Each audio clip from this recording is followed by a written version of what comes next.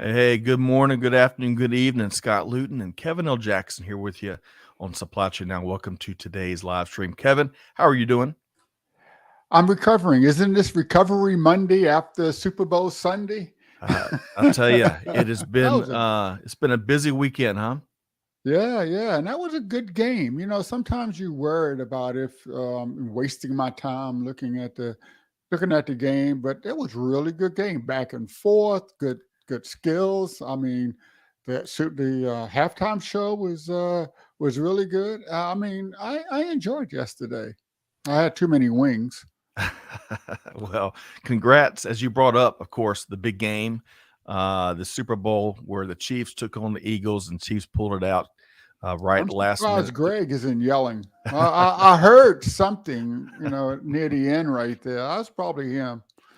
Undoubtedly. So big congrats to Greg White, who is on assignment today, as we like to say, and all of the Kansas City Chiefs fandom.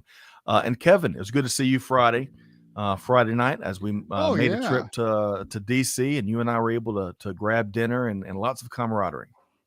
Oh, no, that was great. Thank you very much for coming up. I mean, we had some great oysters, and the steak was superb. It was nice, warm February evening.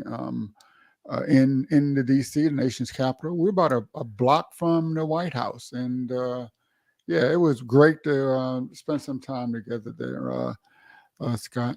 Well, really enjoyed it, and thanks for your hospitality. But folks, hey, welcome to today's show. It's a very special edition of the Supply Chain Buzz. So, as always, every Monday at 12 noon Eastern Time, me and the team bring you the latest news and developments across global business. But today, Kevin, we're going to spend a lot of time discussing the really heartbreaking disaster that's unfolding Yes. in Turkey and Syria. Of course, that's been caused by that tremendous earthquake about a week or so ago. It's just to see the footage coming in and the updates on the casualty numbers. It's just really heartbreaking. We've got, Kevin, we'll get your take on it in just a second, but we've got a couple special guests Mhm. joining us around 12:22, who we're a bit exact around here, about 12:20, 12:25. 22.5. Okay. Yes, the pilot in you is coming out. But kidding aside, we're going to be talking about relief operations and how you can help our listeners everywhere. So join us as we put the light on that. So, Kevin, I tell you, Yeah. it's just been painful to see what's been taking place over the last week there in Turkey and Syria in the region, right? Yeah. One of the things, I mean, it's bad enough to have to deal with a natural disaster, something you have real no control over, right? But I hear all the reports about the buildings that didn't meet code, even Mm, though there was laws in place to prevent these buildings from pancaking, and something they called architectural amnesty, mm, where even though the buildings were being built under the law, the builders were basically given amnesty not to mm, follow the requirements for earthquakes, mm, and I guess up to 2/3 of the buildings that actually collapsed were under this amnesty. mm, And that doesn't make any sense. So that's like a man-made layer of mm. disaster on top of this natural catastrophe. Well, we're going to learn a lot more. And again, I think my favorite part of this conversation, that there could be a favorite one, but we're going to be offering ways for anyone to help, no matter how many resources you have, how little resources, it Mhm. doesn't matter. Because lots of help is needed. So stay tuned. Again, about 12:20, 12:25, we have got a couple of guests joining us. All right. So let's say hello to a few folks, and then we're going to share a couple program notes, and then we're going to tackle a couple news stories, and then Kevin, we're going to Mhm. talk a little bit about cloud computing. So we've got a fast moving episode of the Supply Chain Buzz here today. Absolutely. First, Kevin, if you're buckled up, I want to say hello to Christine in the Bronx. Christine, great to have you back with us. You got your seatbelt on, I see. Got my seatbelt on. Prashana, tuned in via LinkedIn from Nepal. Great to see you here. Of course, we've got Amanda and Catherine behind the scenes making things happen. Really appreciate what they do. And hey, Leah Luton from Aiken, South Carolina Oh, says, Heard a lot of great things about you, Kevin. Would love to meet you one day. How about Kevin? You Well, we're gonna make that happen, absolutely. But I don't know, Scott. He be saying things about me. I may have to straighten them.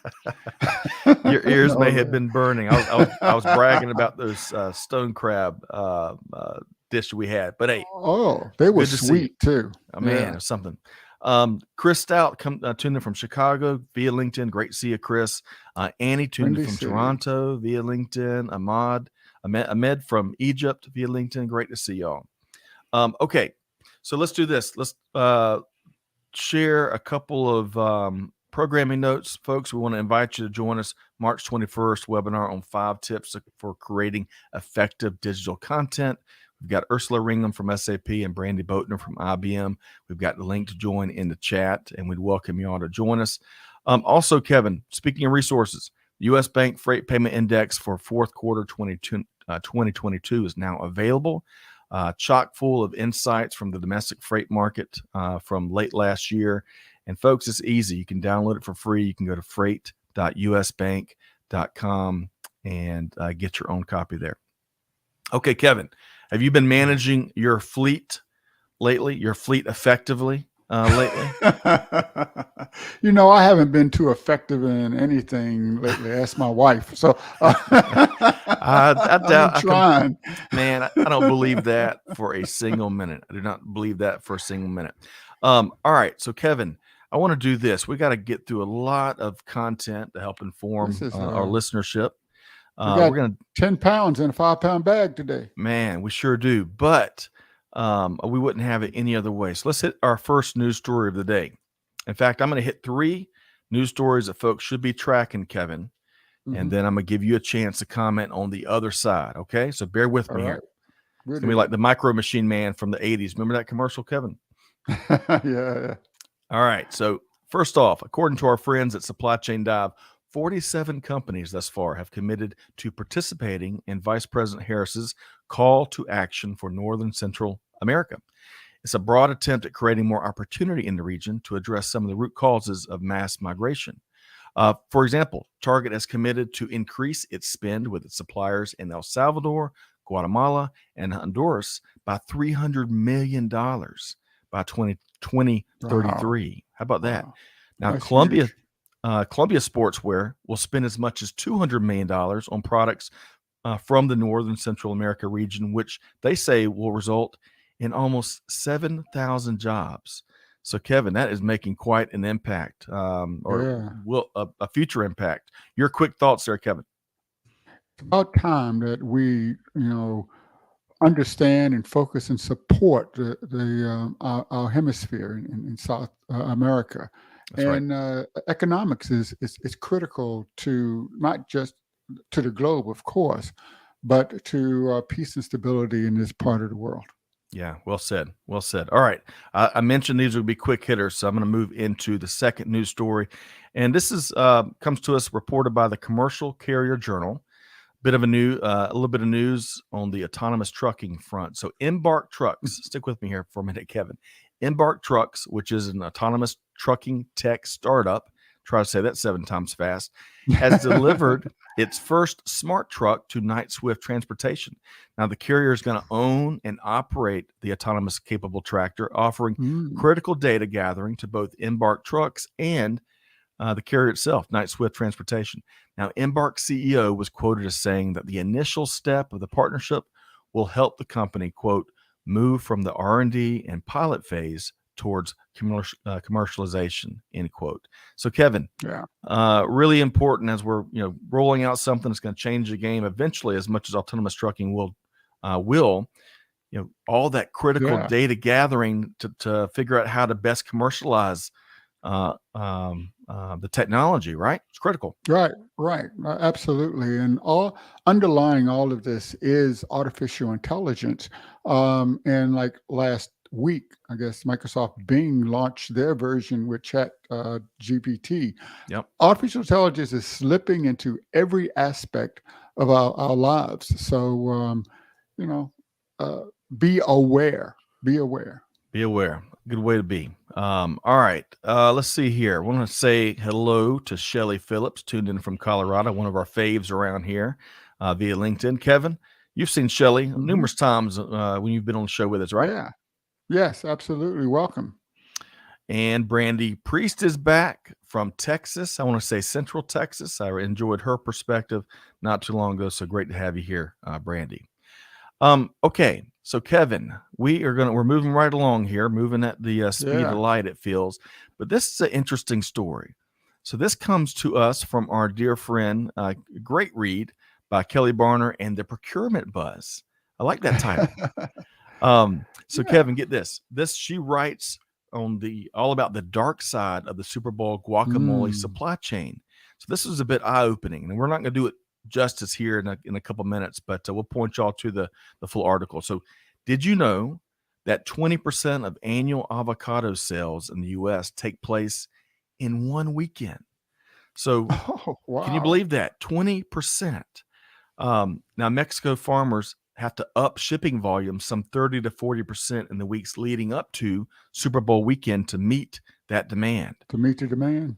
But Kevin, bad actors, and there's too many of them these days, it seems, they see an immediate opportunity to cash in on the green gold, as Kelly writes about, and now this is going to blow your mind, 2 to 3 10-ton trucks filled with avocados are stolen per day during this football driven busy Wow. season. Wow. So, folks, that's just the tip of the iceberg. You can read a lot more. You can read a lot more about the avocado supply chain in the latest procurement buzz, which we have just dropped in the chat. All right, so Kevin, can you believe So that? did you know that there was a guacamole cartel, right? Evidently, man. This Um, is this is this there is the undersides in every aspect of every business. I mean, we're humans, unfortunately. So you have to though understand your business processes, the origin of all of your content and components of whatever product you're bringing to market, and you have to do your best that's right. to support the social goals that will help our global society. Right. And make sure you're fully aware of all the different risks. There's always risk in your blind spot, right? And we've Yes, gotten yes, seems like not to put too much of a generalization around it, but we've gotten a little bit better and better understanding risk at least. But man, it's unbelievable this read. So, folks, don't take our word for it. You can check out the link to the dark side of the Super Bowl guac supply chain via the procurement buzz. Check that out. And also, Sharifa, great to see you here via LinkedIn, tuned in from Bangladesh. Okay. And Shelly also agreed. Great reading avocados. She had no idea it was that dangerous. Kelly always brings it. Hmm. Shelly, I wholeheartedly agree with you. Kelly and Kevin both always bring it. It's like the U.S. mail. The K's always bring it, man. Don't you know? Well, so speaking of Kevin, what a great segue.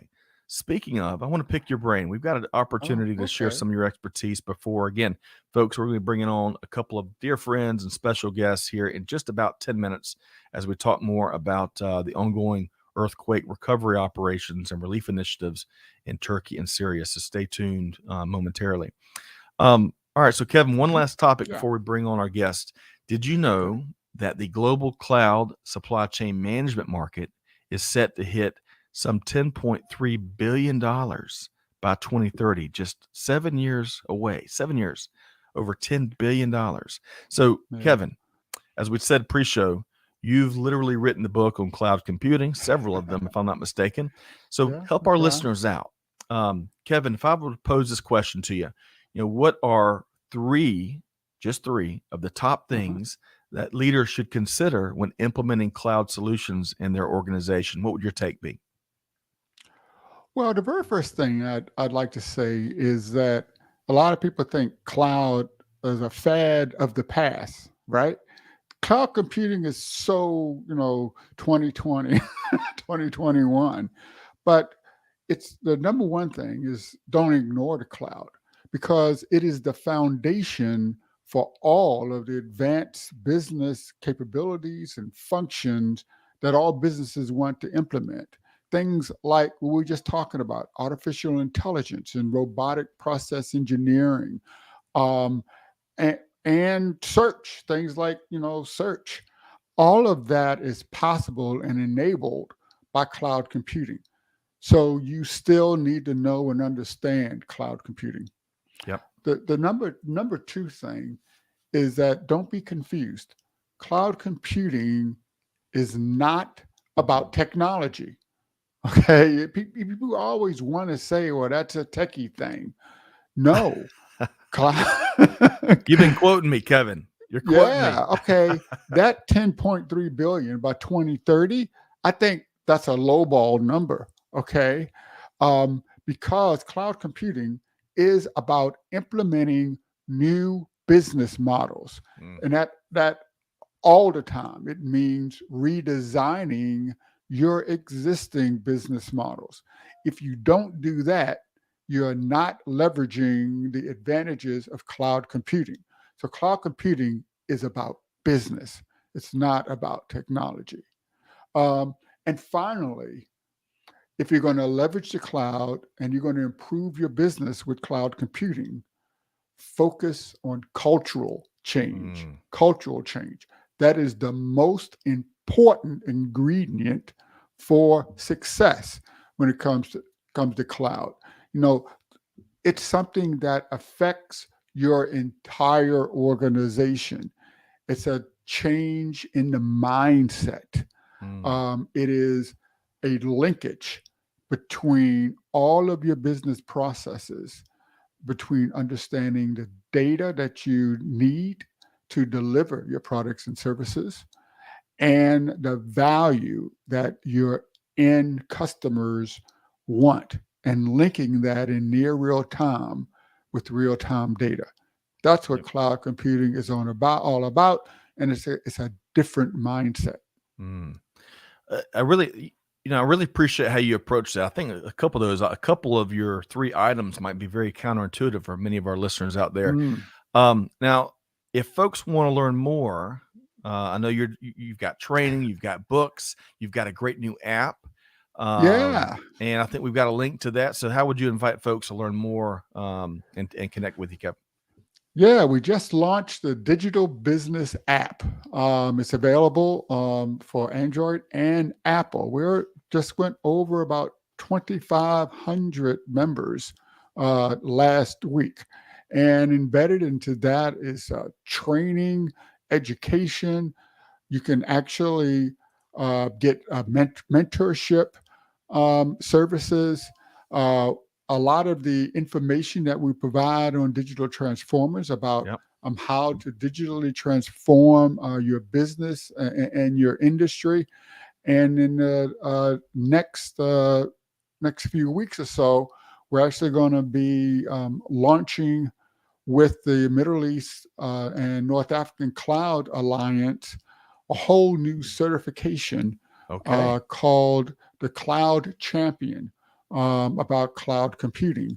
And we'll be providing continuous professional education on cloud computing through the app that you can use for other certifications as well. Love it. So hopefully we can put the link in for digital business, the new Yep. digital business app.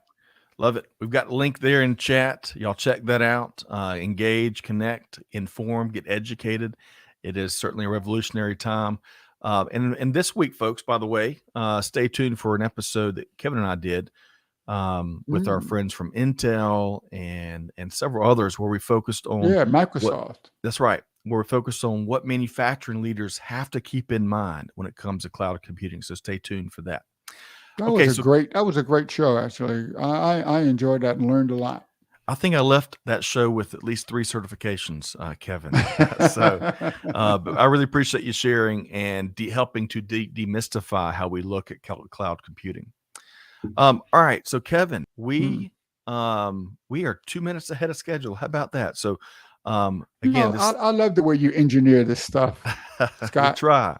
We try. Now, Kevin, as you know, the second half of our discussion here on Supply Chain Buzz is going to be much different than the first half, as we've been all again watching this Mm. disaster unfold in Turkey and Syria in that region. So we got two very special guests we want to bring in here for the next segment, a couple segments of today's Supply Chain Buzz. Want to Yeah. welcome in Selin Green, communications lead with the Turkish Philanthropy Funds, and Koray Kose, senior director analyst with Gartner.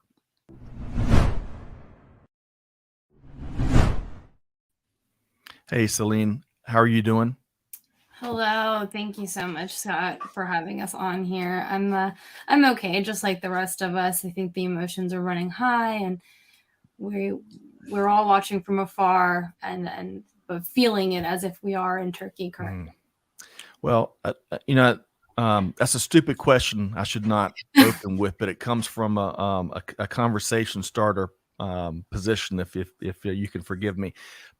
And this might go without saying, but really on behalf of our entire Supply Chain Now family, we want to extend our prayers and sympathy to all that are suffering from this heartbreaking disaster. And thanks to you and Koray Kose. Koray, good morning. How are you doing? Very well, sir. I am doing well. As Selin expressed, we trying, and thanks to you, get a platform to inform the supply chain leaders here about what's unfolding, because there is a human aspect to this as much as there is a supply chain aspect, and supply chain can become the source of relief. So I reached out to you and Kevin, and I'm very grateful for you providing this platform, and thank you so much for that. We're so happy to be able to be of service. That's right. Thank you, Kevin. I echo that, and it's part of who we are. So thank you, both of you business leaders that are doing something about it. Koray, you and I had a great LinkedIn exchange earlier, because whether it's about modern slavery, whether it's about sustainability, whether it's about educating the next generation, and in this case, responding to a tragedy, I admire fellow leaders that have a bias for action. So thanks for being here today to help folks better understand, including how folks can help. So, Selin, let's start with you. So tell us about TPF, Turkish Philanthropy Funds, and what the organization does. Yeah, thank you. So Turkish Philanthropy Funds was established in 2007, and it is a leading charity established to really amplify the voices of Turkish and Turkish Americans living in the U.S. that wanted to get involved with philanthropy and giving back. Since its inception, we have mobilized over 55 million and invested over 28 million in grants, with partners focused on addressing disaster relief, socioeconomic growth, gender equality, environmental needs, and so much more. We also have over 70 plus partners that are NGOs and civil service industries in Turkey, as well as supported over 300 projects and have over 10,000 donors and have helped touch over 1 million lives. Wow. Kevin, that's great. You've been doing some great work. I've had the opportunity to actually visit Turkey. I did a century bike trip from Anatolia, and it was just a beautiful country. Wow. So it was so hard to hear about the tragedy there. Could you Kevin, give us if I can interject? Hey, Kevin, if I can interject just for a quick second here, because Koray, you shared something pre-show. My apologies, Kevin. Koray, you shared something pre-show that I think is really important for our listeners. Because as you were identifying how to help and which organization to partner with, I think you and the Gartner team did some research. Yes, we looked at several funds that have a direct impact on low operations costs. I'm thankful to our CSR director also pointing me into the right direction. That's how the connection with TPF started. As Gartner, we provide charity match per employee up to $5,000 in charities donation. And with the help of TPF, we have other sources of matching it and maximizing your dollar to become $2 or even more dollars in this environment. So the more matching and philanthropy we can channel and centralize, the better. So I'm really grateful for both organizations to have found each other and collaborating. Agreed. Thank you for that, Koray. It's very important information for our listeners. All right, so Kevin, my apologies. Now let's move forward and learn more with Selin. Yeah, I was just saying it's a beautiful country. I enjoyed my time there, and it would hurt me to my heart to hear about the earthquake. Although, I mean, there's been many earthquakes I've learned recently in that part of the world. But can you give us an update on the tragedy? Right, what are the top priorities in terms of the needed relief and aid? So I really want to reiterate that this is going to be a long-term recovery. Yeah. So,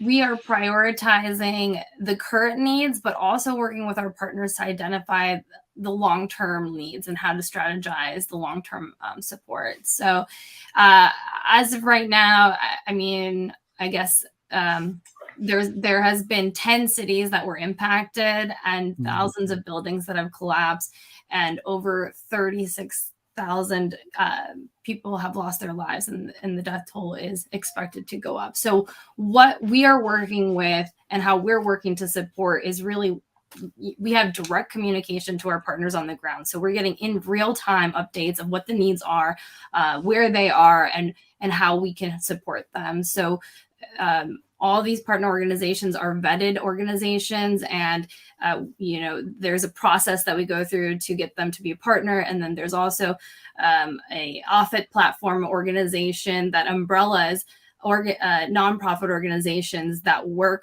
for disaster relief specifically, and we are a part of that umbrella. So we are always in direct communication. Right now, the immediate needs of the survivors are food, fuel, clean water, medicine, shelter, restrooms, heat, and we're working with our partners to get them those.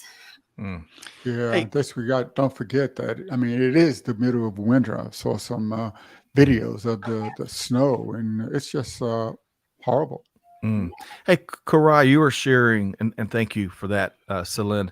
Koray, you were sharing pre-show about how important it is to work with vetted folks on the ground on targeted supplies, so that other less important supplies don't clog up the relief operations. Can you speak to that briefly while we still have Selin here? Yeah, in supply chain terms, it sounds a bit cold, but we call it the second disaster. After disaster strikes, clogging up supply chains with really good intentions, but not necessarily goods that help in that moment.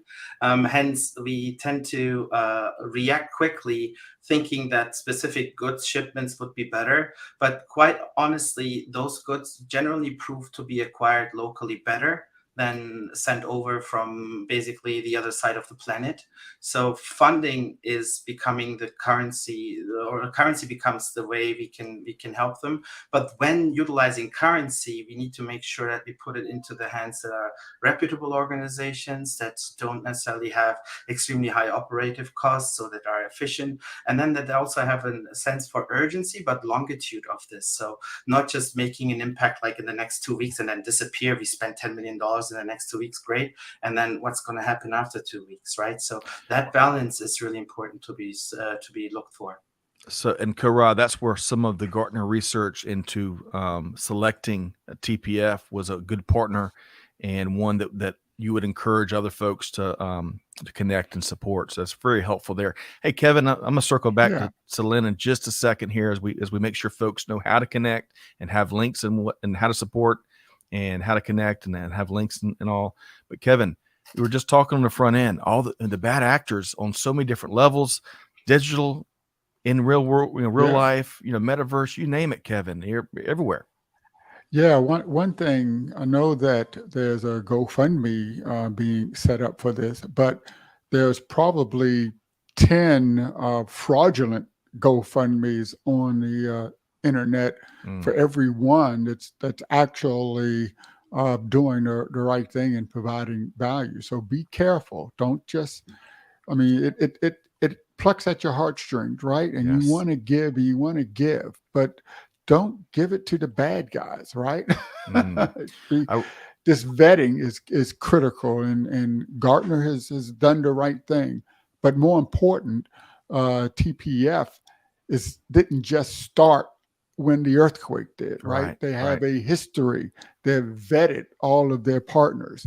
They have established partners in the region, routes, and they have the understanding, the background to make this happen, to make Yes. it, deliver the value and the relief that's Yep. necessary. Kevin, well said, folks. Do your homework, right? Do your homework, and if you don't have time to do your homework, go with who the I mean, if Gartner recommends and their research team's done the homework, lean on folks like that. Selin, if you could speak to some of what we're talking about in terms of wanting to make sure every dollar gets with the good actors out there that have the ability to truly help. Speak to that a minute, and then also speak to how can folks support what TPF is doing. Thank you. Yes. So we have a long-term track record with relief. So since 2011, we have facilitated more than $3 million in disaster relief donations, and 100% of your donation goes to the vetted organizations on the ground. If you go to our site, you'll be able to see the past impact reports and our annual reports to see where those disaster relief efforts and the finances and everything went, and who they supported, what they supported, to see from the past, to kind of showcase what you'll be seeing coming up from what we're doing right now. So if you want to look at that, we also have high ranks from charity evaluators. You can find us on Better Business Bureau. You can find us on Candid. You can find us on Charity Navigator, great nonprofits. And so we have been vetted, and we do the vetting for the organizations on the ground. We specifically work with organizations that we have worked with for years, and continue to work with those that have been vetted under OFIT platform and to make these help. And as far as your second question, what the immediate needs are right now is kind of piggybacking off what Koray said. Yes, monetary donations will go further and be more supportive, because like you said, people want to do something immediately, and out of the goodness of their heart, they want to donate whatever they have on hand. But it is a lot easier for us to work with partners on the ground to get those supplies and to get them to the places that are needed than to send from over here in the U.S. Did I answer all the questions? No, you did. No, I can only imagine all that you and your team are absorbing and processing. I mean, this is a horrible set of circumstances to have to conduct an interview with that as a backdrop. So thank you for your time here today. I want to be really pointed with our listeners, because folks, we want to make it really easy for you to support. If you got $5, if you've got $5 million, hey, we've got the link here to TPF's Turkey Earthquake Relief Fund. Check that out. I think I shared a graphic a moment ago. They are talking about ambitious. Imagine the impact they're going to make. They've almost raised $7 million. $10 million is their goal. They're connected. They're vetted. They're getting limited resources to where they need to go to people that are suffering from this terrible tragedy. So, may I add one more thing? Please, please do.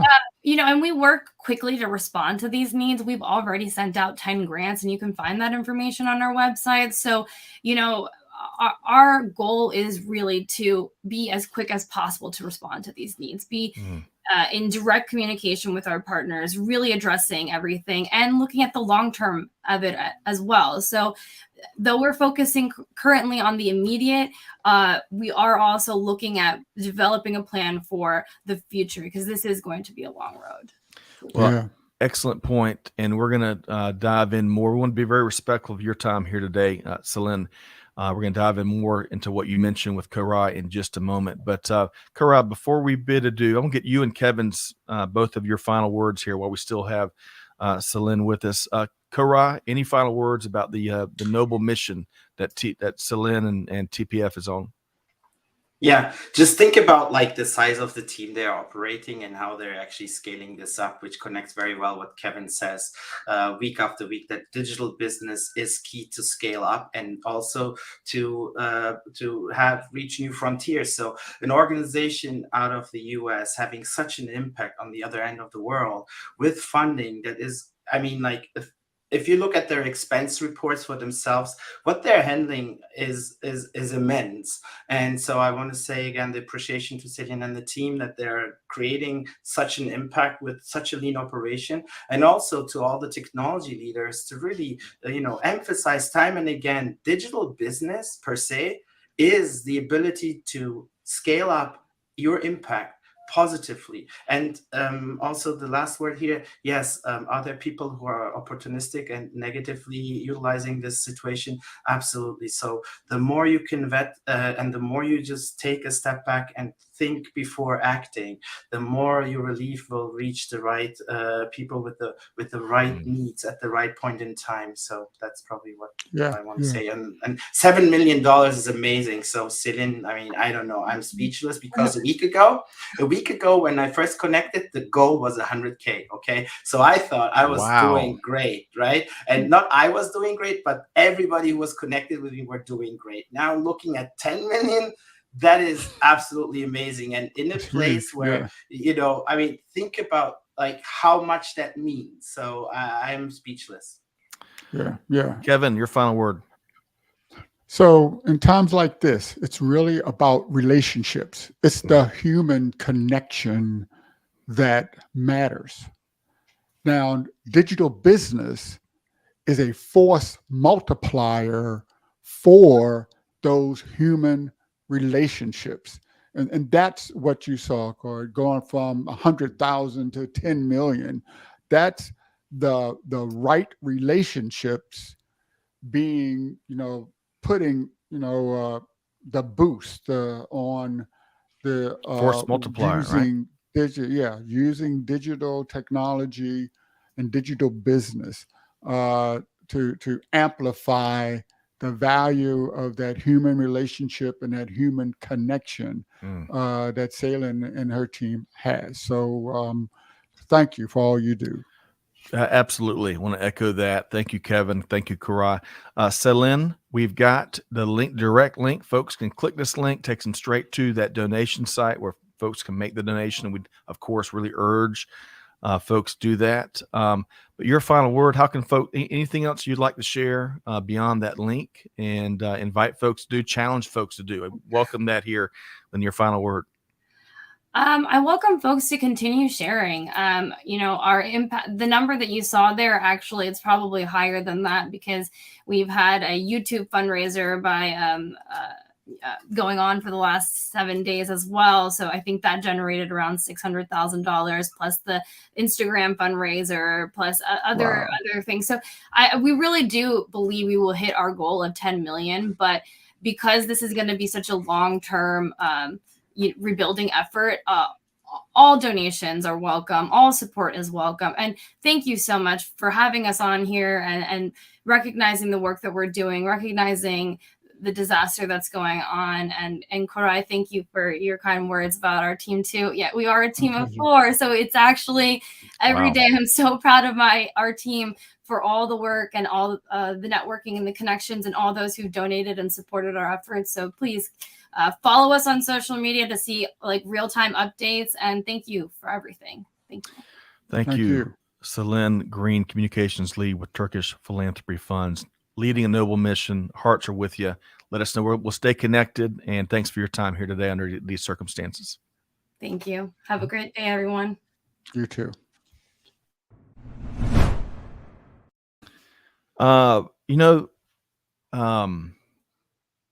Stopping Timo 4. Yes, blows my mind the impact they are leading. Talk about bias for action and outcomes, which of course, and technology. I mean, bring it back to technology. I mean, Timo 4, everything she mentioned was technology.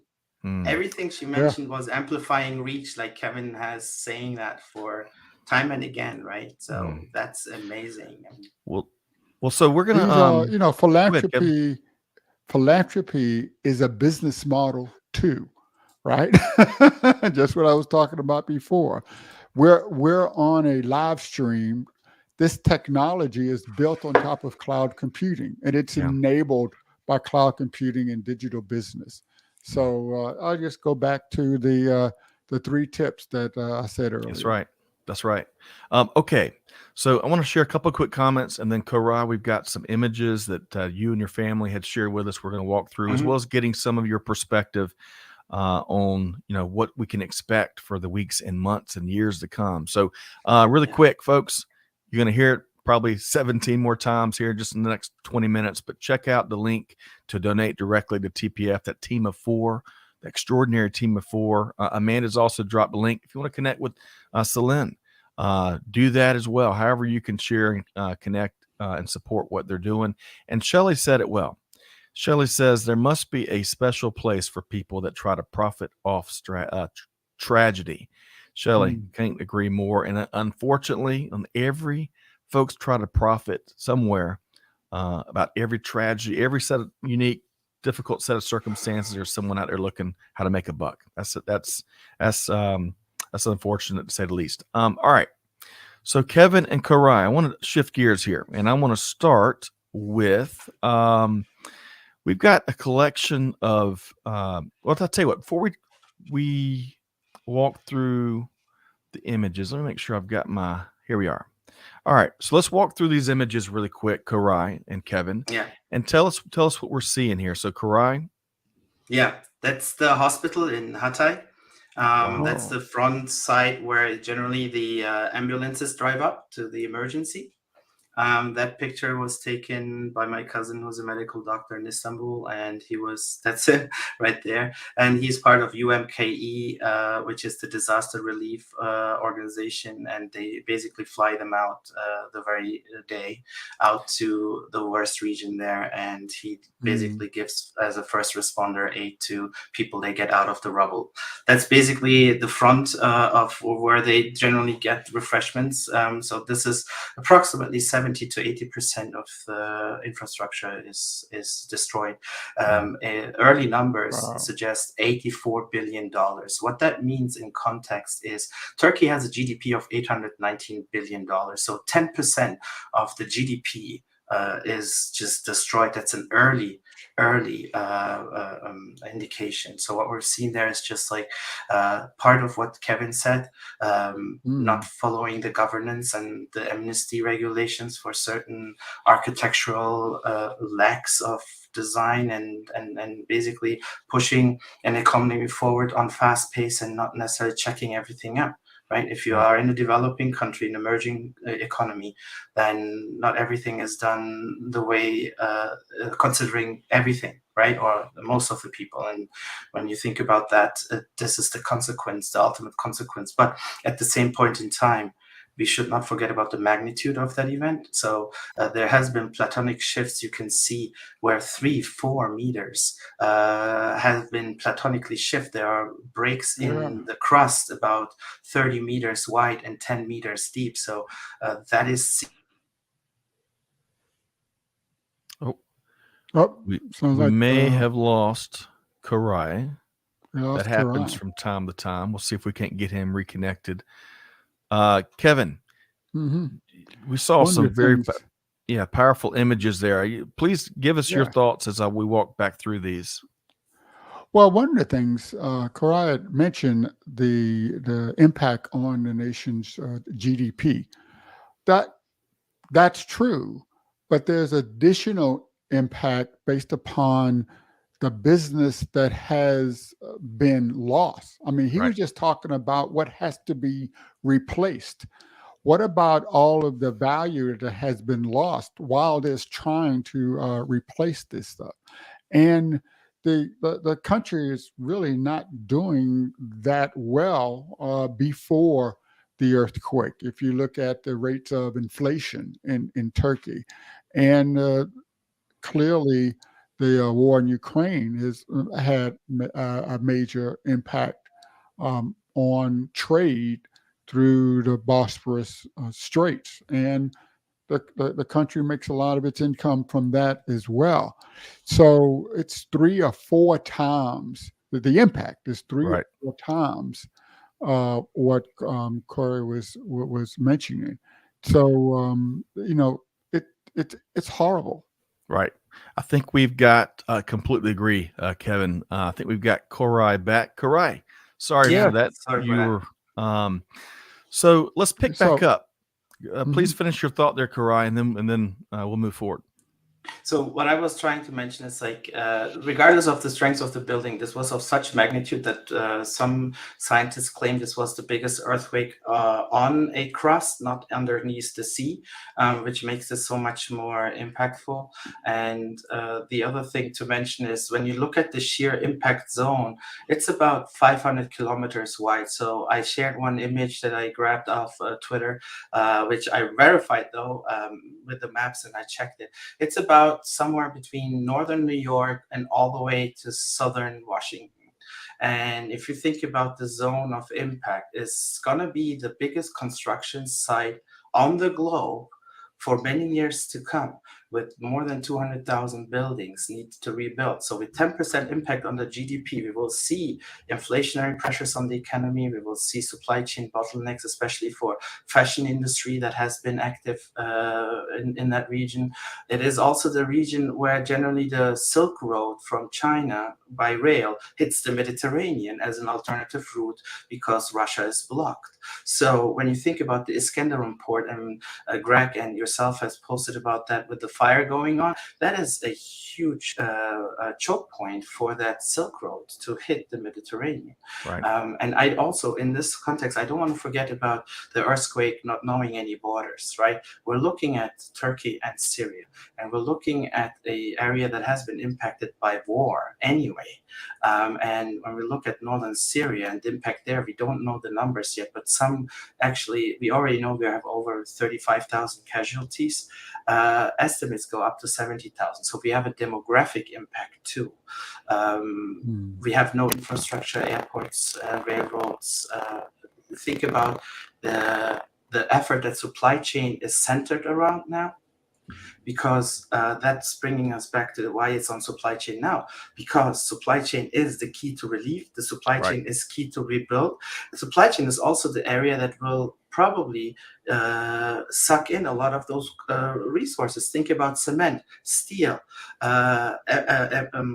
capital equipment, construction equipment. I mean, it's going to be all centralized there. This is significant in the magnitude just itself. Agreed. right. Man. This is Kevin? this is really it's kind of hard to get your mind around the impact of the earthquake in Turkey, of course, and Syria and the region, but the global impact. You mentioned the Silk Road. Yes, that's the entryway to Europe, Right. and I mean, I said a minute ago about the Bosphorus Straits, but what about the endpoint infrastructure that's needed in the region? All that has to be rebuilt before it could actually accept all of those components they need for rebuilding. So this is going to be impact for years to come. Any other comments on its impact on the global supply chain? Yeah. On the global supply chain, it definitely will have an impact also in the way Turkey, as much as there is, a very controversial debate about Turkey's role in the in the Russian invasion of Ukraine. But it was basically one of those steadier communication channels of NATO and the supporters of Ukraine, allied forces of basically trying to help Ukraine any way possible. And the way to talk to Russia about, for example, the grain deals was all through Turkey. So if Turkey's priorities shift now internally significantly due to this crisis, how much of facilitation will they be able to do for the Russian invasion of Ukraine crisis and the grain deal that is so impactful for a lot of people that are stricken or hit by famine? The same thing comes to, of course, the situation in Syria anyways, the refugee situation. Millions of people displaced on top of more millions to be displaced now. So is that an impact for European immigration? Absolutely. And how is that going to impact supply chains? The region is also known for aerospace and defense, specifically, drone manufacturing and aircraft parts and maintenance and automotive. So Yep. when you think about that, these are the places that currently are basically in focus of in public procurement. You Yes. think the A&D budget's going up, right? So Yeah, yes. that is, I mean, it's hard to think through, but what we're seeing is Turkey had one of the highest inflations anyway. Now you have a 10% impact on the GDP significantly. You have a demographic crisis, you have a human crisis.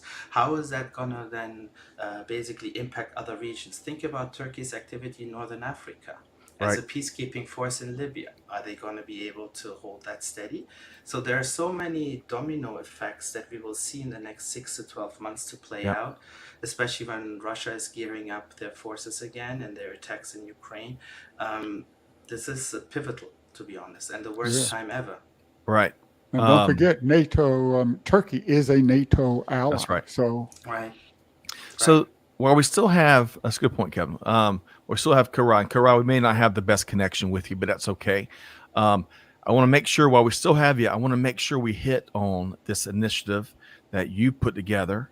And I think I've got a graphic here. We've got a link. Tell us more about what inspired you here, what you're doing here.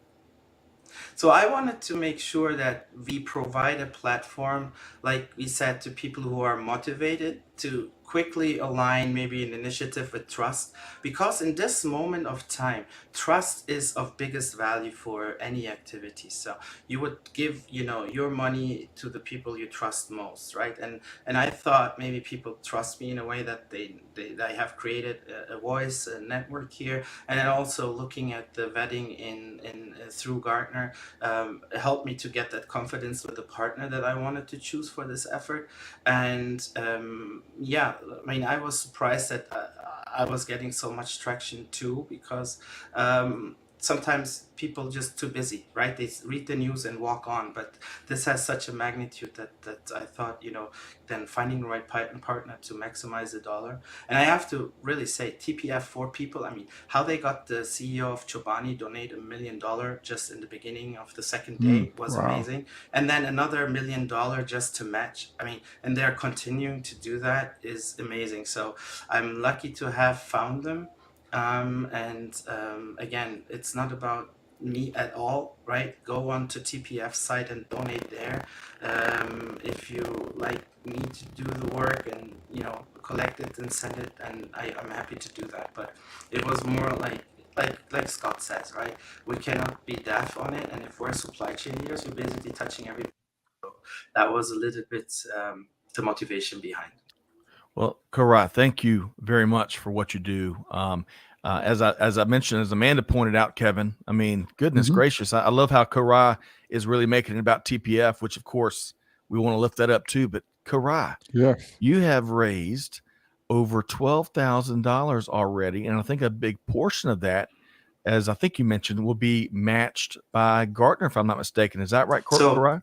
So the total reach will be doubling this thanks to TPF's and Chobani's efforts. So this will become $25,000. And then on top of that, because Gartner has a tax limitation, but if you compare, those benefits are great. $5,000 for anything you are charity approved. So on top of that 5, so we're looking right now at 30,000. So that's like how the scaling up about digital business happens, right? So I was only able to collect 12, but it makes it 30. How? Well, don't ask me, right? I ask Kevin. Kevin knows how, okay? And trust in this moment caters everything. And digital scales the ability for transparency and your ability of reach. So that's basically a perfect example. 12 makes 30, right? How do you do that elsewhere? So let's get really quick. I have 2 final questions for Koray before we let him go. I'm sure he's got a really busy Monday. Kevin, first, you respond to what Koray is sharing there, what he's doing, his leadership. I mean, this is the industry needs more folks like Koray, right? Well, it's all about having that bias towards action. So I applaud you Koray, right? And the other aspect of it is his network is multiplying his efforts. And once again, it's the human combined with the digital technology Yes. that gives you that extra, so Yep. that force multiplier. So that's good. That's good. Love it. Okay, so Koray, we've got the link again. We've shared the TPF information. We've shared, Amanda shared the link to your effort. Really admire that. I didn't catch your cousin's name, who's there in Turkey. Yeah. What was your cousin's name again? His name is Emin. Emmy. Emin, yeah, and Emin. that in translation means basically the one who is sure about what he's doing. Mm. So I mean, there you go. He's living up to his name. He's very sure about Yes. what he's doing. Yeah. Well, absolutely. Godspeed to Amin that's there Thank you. involved, boots on ground in the relief operations, and we need more people like him as well. Clearly, it's in the blood in the Yes. Kose family. I really appreciate that. Finally, Thank you. one final question. I think I'm getting put in a bonus one, but how can folks connect with you? Otherwise, would you suggest LinkedIn maybe? Absolutely. I cherish LinkedIn to be such an easy connecting tool, but also email me, reach out.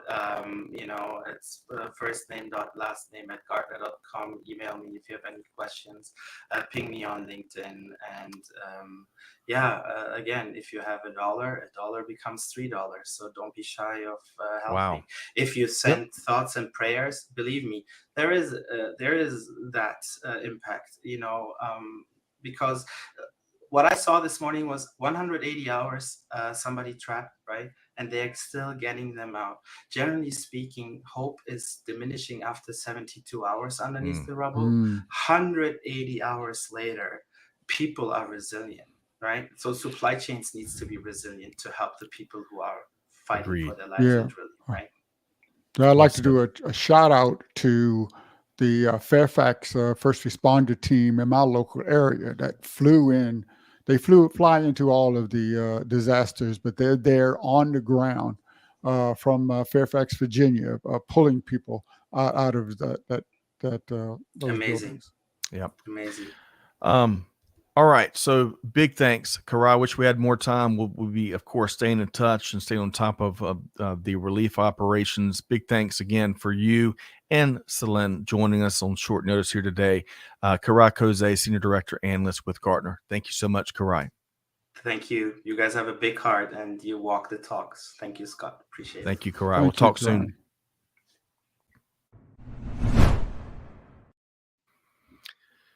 Oh, Kevin, every once in a while we have a conversation here that I'll be very frank and transparent. I struggle with how to work through because of suffering and the sensitivities and just the whole situation. And today's Buzz episode certainly hit me like that with like a ton of bricks. But the good news, what makes it easier, Kevin, I'd love to get you to respond, is you lean into the story of the good people like Selin and Koray and Amin that are out there helping first, seeking to help first.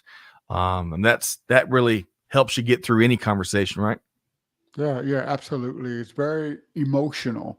And you can think about disasters that have affected your family and extended family. So your heart really goes out to what's going on. But I'd like to also thank you, Scott, for making a decision. It was a very rapid decision to leverage your powerful platform to support this effort, which is sorely needed. So thank you and the entire Supply Chain Now team. Hey, I appreciate that. Big thanks to Amanda and Catherine and Donna and Joshua and Chantel, all those folks that moved with us and that helped make production happen so we could do this, right? It's so important. Yeah.